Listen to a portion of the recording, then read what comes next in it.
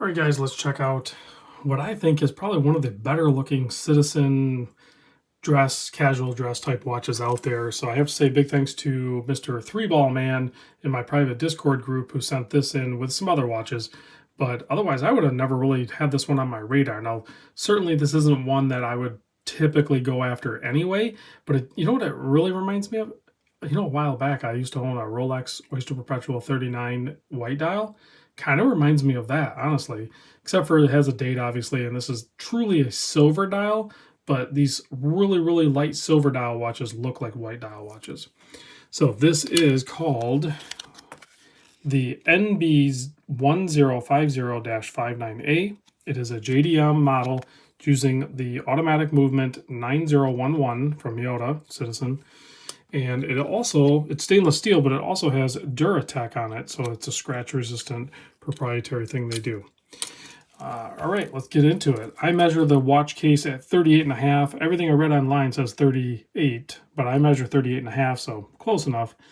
The lug-to-lug is 47. If you count the center end links here, it kind of pushes it out to like 51. That's a little disappointing to, I think, many people.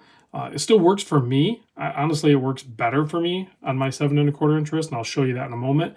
But if you have a smaller wrist, you know, just take the bracelet off and wear it on some sort of strap, leather strap. You could really have some fun with this, and the lugs are going to work good with it. The bracelet isn't amazing anyway. It's nice, but it's not amazing. But keep in mind, this watch is under $500, and most places you're going to find it. That's not the retail price. I'm just saying that's what the market price is. So 11 millimeter thin. You have a screw down display case back. I'll show you a close up of that in a moment.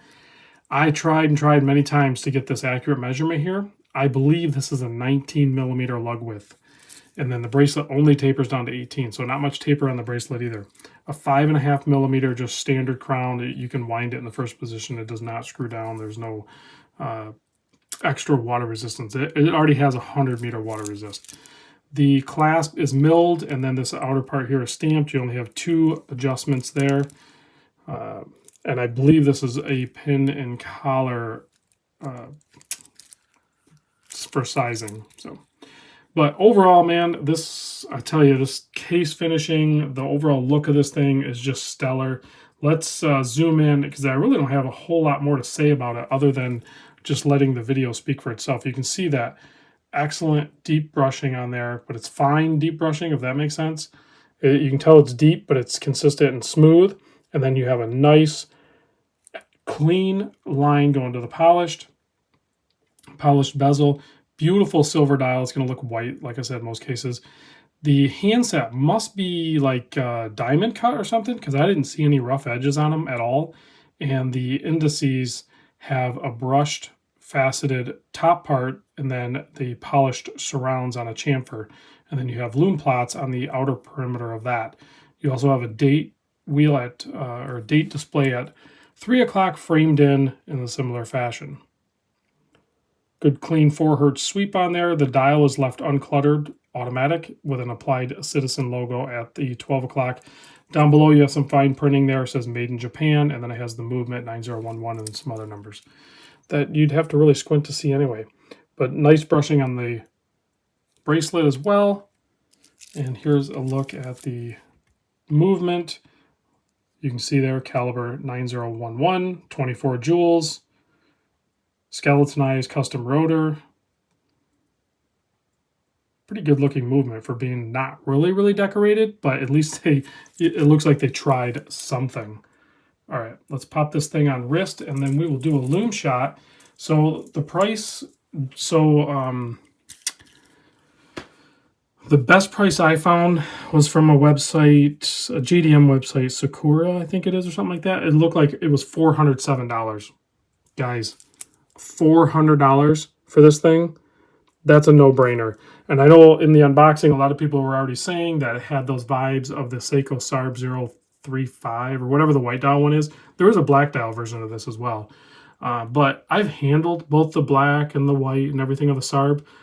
I would take this watch hands down over those ones every day. It's thinner, it has better lines, the finishing's better. Like, it's, to me, it's just a better looking watch. You know, the bracelet is not amazing, but if we're being honest, guys, the Sarb bracelets were terrible as well. So I would size this and get it to fit the best possible, and then I would just wear this bracelet. But honestly, I'm thinking I would put this on some nice leather. The trick is going to be finding, I mean, you might be able to stuff a 20 in there. This is a 20 millimeter strap mill Canada.